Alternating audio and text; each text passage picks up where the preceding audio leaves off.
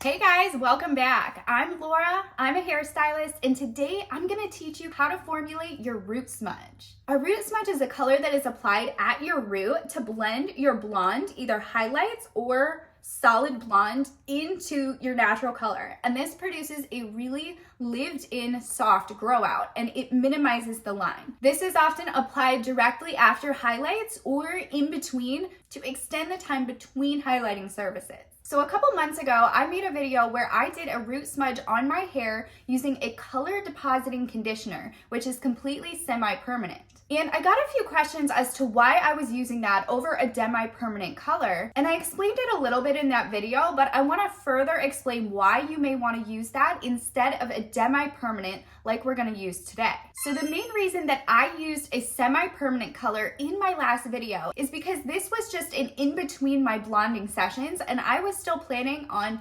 lightening my hair up again in the future. And I use high lift color, not bleach on my hair. Demi-permanent sometimes can hinder your ability to lighten it through in the future. So to make it as easy as possible on myself, I used a semi-permanent color that will fade completely out of the hair. So if you're doing this in between appointments or you plan on lightening it again in the future, then I recommend going and watching that video and using that method instead of what we're gonna do today. Now today, the reason I am gonna use a demi-permanent is because I've actually decided to grow my blonde out again.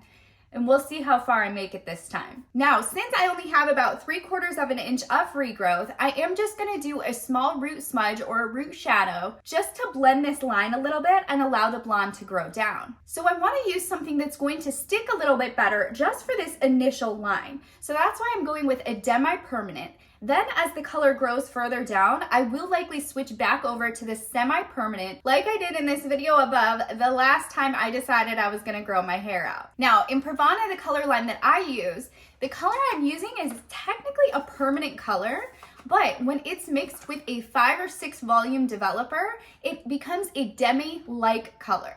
Now, not all color lines are like this. Demi-permanent color will not shift or alter your natural color. It only deposits or stains the hair. Now, some of that stain may sit on the hair and be harder to get out because it's a demi and not a semi-permanent, but it's not going to shift and lighten the hair any. Now, most lines will recommend you use their developer, and they'll have a specific developer for a demi-permanent, but usually this is just a 5 or 6 volume developer. And usually if you just use a generic 5 or 6 volume developer, you're gonna be safe using that. Now I wanna point out, you really don't wanna go any higher than 6 volume developer, because at that point you're blowing the cuticle open and you're running the risk of permanently altering the hair. So staying with a 5 or 6 volume developer is very important here. All right, now let's talk about how to actually formulate what color you're gonna use on your hair. And the first step is to determine what your natural level is. And this may actually be more challenging than you think. You're gonna wanna get a hold of one of these. You can order them online. Now I recommend getting the one in the brand that you plan to use, but realistically it doesn't matter as long as you can determine what level you are.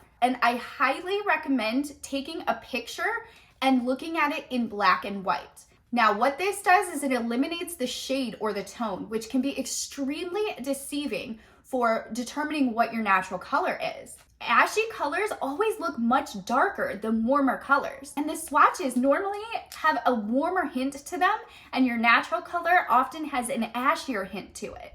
So it's gonna make it look darker than what it really is. So looking at my natural color just dead on, you would really assume that it's like a 6. It looks kind of dark. But when we hold the swatch up and look at it in black and white, I'm actually closer to like a 7 or an 8. A 7 is pretty spot on, but in some areas, especially around my hairline, my natural color is actually closer to an 8. Now, in the back of my head, it is quite a bit darker, so I may be closer to a 6 there, but it's safe to say that my natural color is more like a 7. Now, even though I'm closer to a 7, I'm actually going to use a level 6 for my root smudge, and this is just so it covers well and it lasts a little bit longer. Since I'm using a demi or a demi-like color, I know that this is going to fade and lighten out of my hair. I've done this on my hair before with this color, so I know that I'm safe using a level 6, but if you're worried about it, then you may want to go a level lighter. Just keep in mind that a level lighter isn't going to give you quite as much coverage or longevity. All right, now that you know your natural level, you'll want to determine, are you closer to an ash or is your natural color warmer? The majority of people are a little more ashier than they are warm. Personally, my natural color is ashier, so I'm going to want to make sure that I use a color that has a cooler tone to it than a color that has a warmer tone, just so it blends really nicely. And I want to point out that there are numerous formulas that will work here. There's not one particular thing that you should use, and honestly, a lot of different formulas work for the same head of hair. So I don't want you to get super attached to the exact shades that you're mixing and using here, because likely a lot of different things will work for you. Now for root smudges, one of my favorites is to use a beige. This is because beige colors are ashier, but they don't have that almost green or too ash hue that a actual ash would have. I've personally found that if I use an ash, anywhere where it covers the blonde may take on a little bit of a greenish hue. So I tend to stick to a beige, and this provides me with an ashier color that is very pleasant and covers both the natural and the blonde and blends that line really well. Now, something else I want to point out is that you can use a natural mixed with an ash, and this would help eliminate any green or grayish hint to it. So if the line you're using contains a natural ash, you can go with that, or you can mix the two together. Ultimately, if I'm not using a beige, I like to mix a warm with a cool color or a neutral with a cool color whenever I'm formulating my root smudges. Now, another common question I get is, should you apply the color on wet or dry hair? If you're looking for a more solid coverage,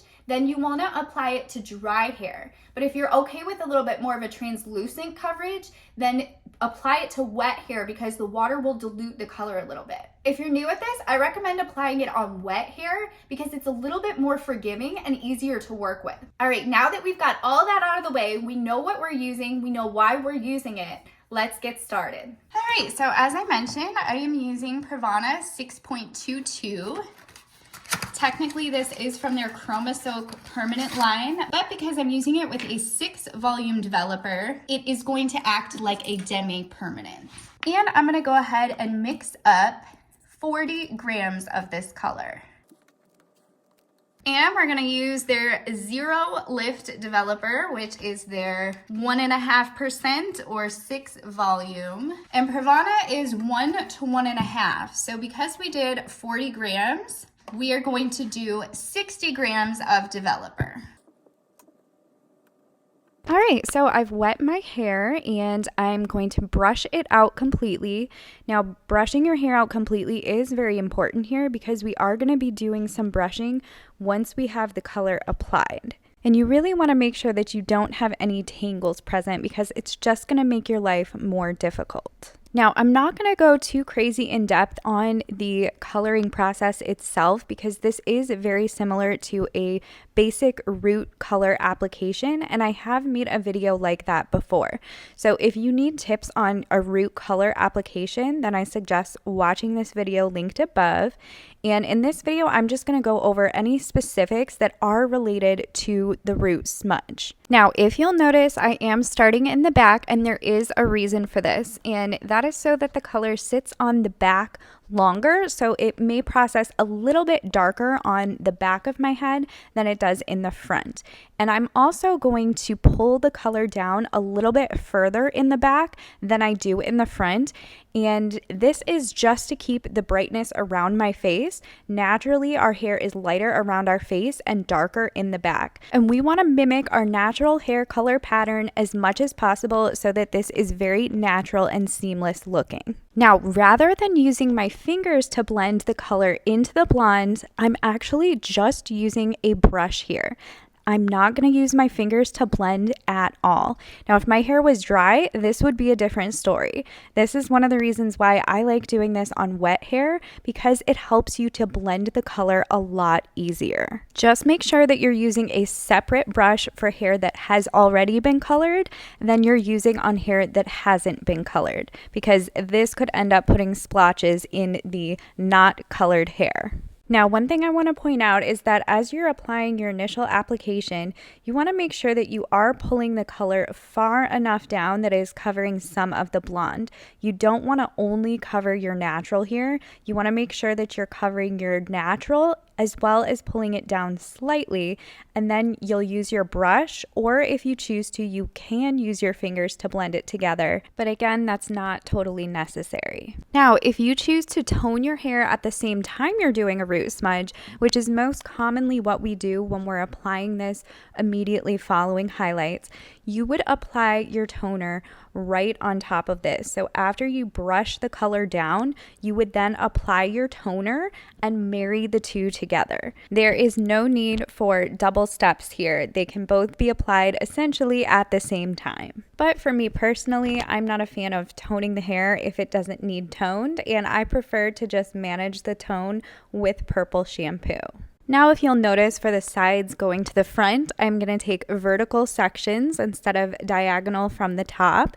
And this is so I don't get any splotches throughout the mids of the blonde hair. Since the back has already been colored, if we set those blonde pieces on the back, you would get a splotch mark like halfway down the blonde. And we don't want that to happen. It also makes things easier as you're going forward, especially if you want to leave the money piece out like I did today. Now, you don't have to leave your money piece out if you don't like that look. Me personally, I think it blends the grays around my face better, and I just like it being a little bit brighter in the front. And you can leave out as much as you want. If you want a bolder section, you can leave out an inch or so, or if you want a much finer section, then I'd say more like 1/8 to 1/4 of an inch. Mine is probably about 1/2 inch to 1 inch. Now you'll just want to look through everything, check it all out, make sure everything looks blended well, you don't notice any splotches anywhere. If you do, now it would be the time to correct it or any finishing touches. All right, so now we're gonna process this for 20 minutes. I'm gonna get cleaned up and I'll be back with the results.